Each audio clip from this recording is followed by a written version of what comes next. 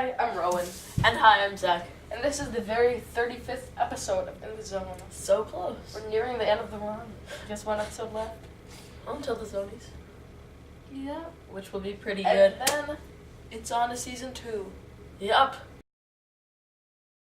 Today we'll be discussing the mighty Casey. So we see an empty baseball stadium of the Hoboken Zephyrs. It took Rod me a while Serling to realize where the words split. Hoboken Zephyrs. Hoboken Zephyrs. Hoboken Zeph. He says, we're going to go back in time to when it was still in the National League. And so it's tryout day. And he says, you're about to meet a most unusual fella. And so the manager, McGarry, is complaining to the general manager that there's no talent. But the general manager blames McGarry. They have a joke about how a guy named Fletcher is bad. Like he pitched 6 home runs of the other team. He had 6 runs in the first inning, and so he's the MVP. Right, but he picked them. He didn't get them. Yeah. He's a bad pitcher, is the joke. This is an ill-fated or an ill-advised comedy episode of the Twilight Zone. The guy, Beasley, he's the general manager. He looks so familiar. Well, I don't know. Because before we started, I said there's an actor in here who's been in another Twilight Zone episode you see. So maybe you saw the general manager and your mind tricked you into thinking you'd seen him before. It's like an episode of Brain Games.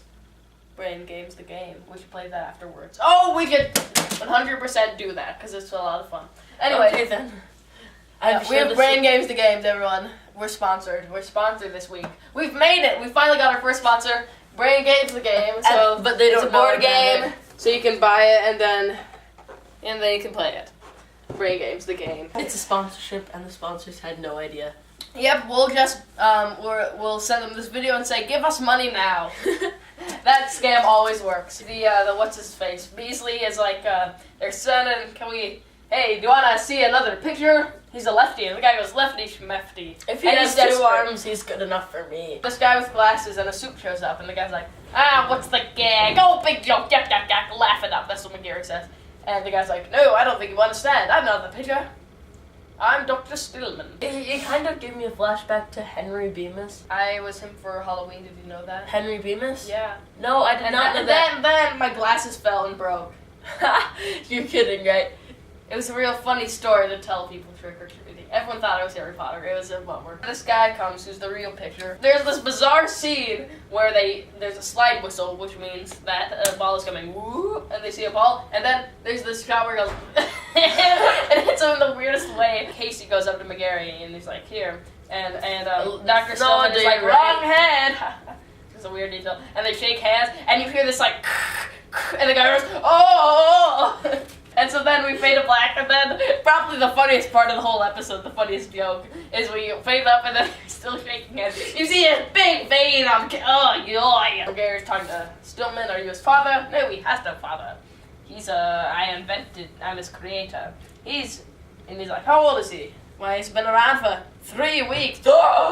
And he's a robot, he says, not robot, which comes up later. Which was the normal, but maybe because he's British, that was the pronunciation, robot. So he shows him the blueprint, and so Casey pitches the fastball, and that has like a sonic boom sound, and it was good. And then the guy, the catcher, his name's Monk, is like, mid is steaming, which is kind of funny. That was a little bit weak, I thought. And then there's a slide whistle, which is the curveball, which goes whoop, whoop, and they're like, all the people are like, whoa! And then the slow ball, the guy swings like, I don't know, he's like, because it's so slow. It's really funny. It's gravity defying. I bet you the guy swang. We don't see it, we just see reactions. Yeah, I bet you the guy swung, and then like he swung again, and then Casey threw it. Yes. I would assume that's how they accomplished that fantastic spectacle effect. Monk, in what appears to be a joke, is like, he's the best pitcher I ever saw! And then Mouth McGarry puts a towel over his mouth, and he goes, whew. That was really fun. Wait, oh dang it, I did this as a dance the other day. Alright, it was cooler the first when I was in a different state of mind then. So McGarry tries to play it cool, and he's like, he's pretty rough, but we'll give him a try. Dr. Stillman is like, isn't he a great robot picture? Aren't you? So, I mean, he's got to build a robot, and he's like, We'll keep that. Don't ever say The word R-O-B-B-O-T-T again, which is very funny. He's going to offer Casey a contract. And so he's on the phone with the GM. Beasley says, "Hey, I want you to get down and shake hands with our new pitcher. We're in a ball game." Casey is at the mound. And then there's this weird conversation about all the teams that McGarry wants to beat. He's like, "So what's in it for you, Stillman?" And Stillman talks about how he has been a scientist building robots and how he wants to build a cook, and he gained 46 pounds, so he decided to kill her. And so, How sweet. as another test of his scientistship, he built this robot on the worst ball team. You do wonder if he had a cook, couldn't he make the cook healthy food that was really delicious? Yeah, wouldn't that be the best cook of all? Nope, he killed her. Casey goes up, and then we see a bunch of newspapers that say positive things. Zephyr rookie pitches 3 shutouts. Zephyr zoomed to 4th place.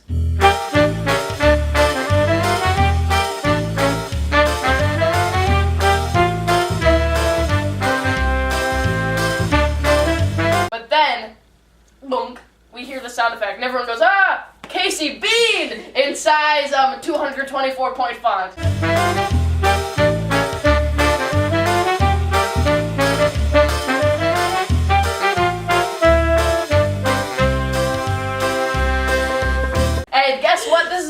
Plot flaw, because we deliberately saw as a test of how strong he is, we saw he got beamed and he was totally fine. He was totally fine after he got beamed, but they The needed... first time.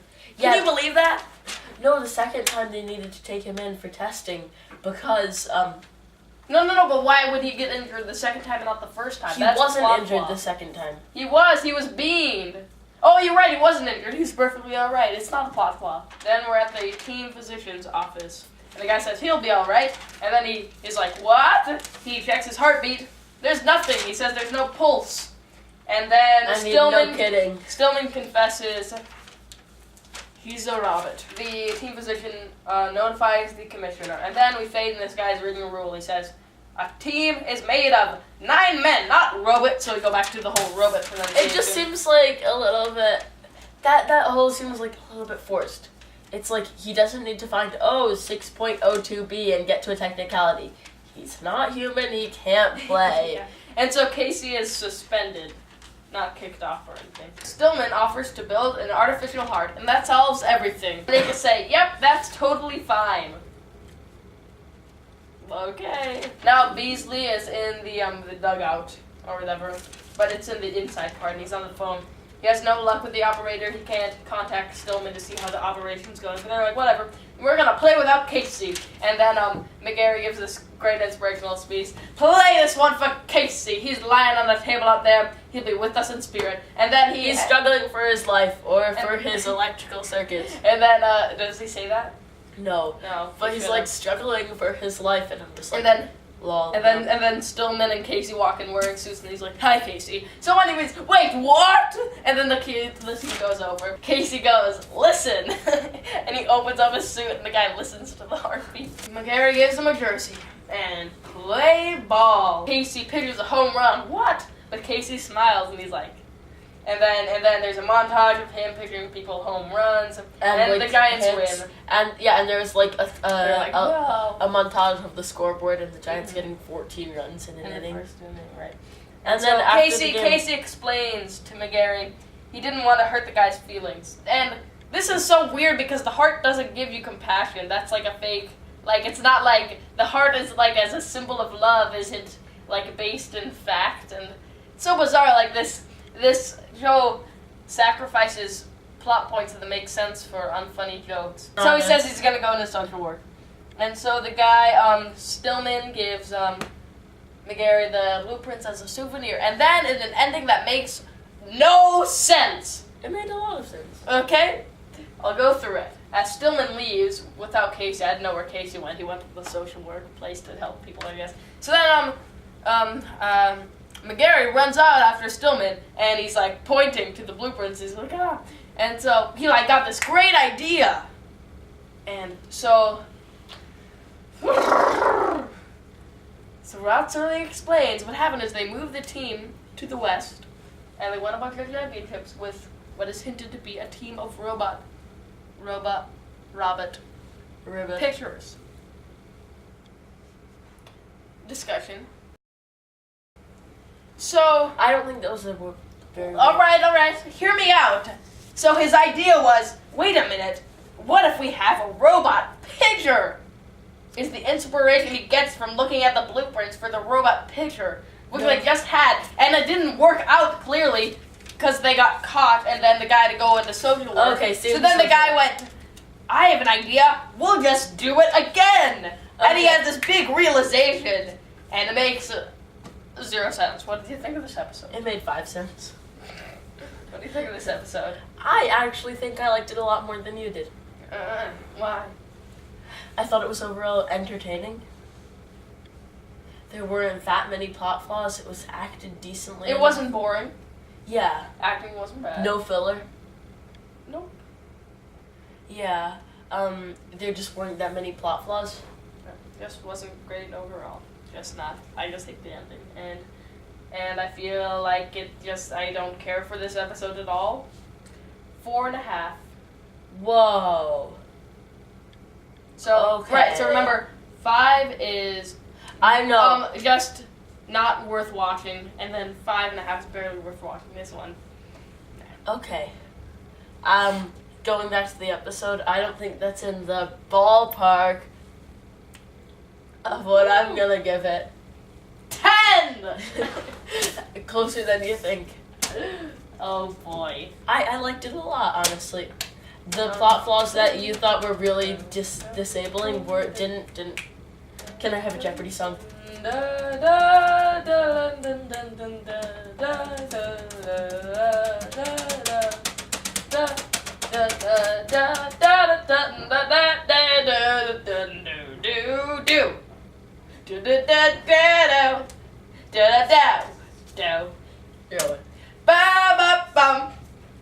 Rowan. Rowan. 8.5. And that's easily the biggest difference in opinion that anybody's ever had, I think. Yes, because the other one was 3.5, and now this is 4. It used to be between a 6 and a 9.5, and now it's between On Mirror Image. 4 And remember, 8.5. Brain Games is a fun game. Yeah. Next week is the last episode of the first season, and then the Zonies. I can't believe we're finally gonna do it. Yay! I was worried that it's here. Almost. We'll see. Okay. It's gonna be called A World of His Own, and there is a big surprise at the end. Well See then. you then.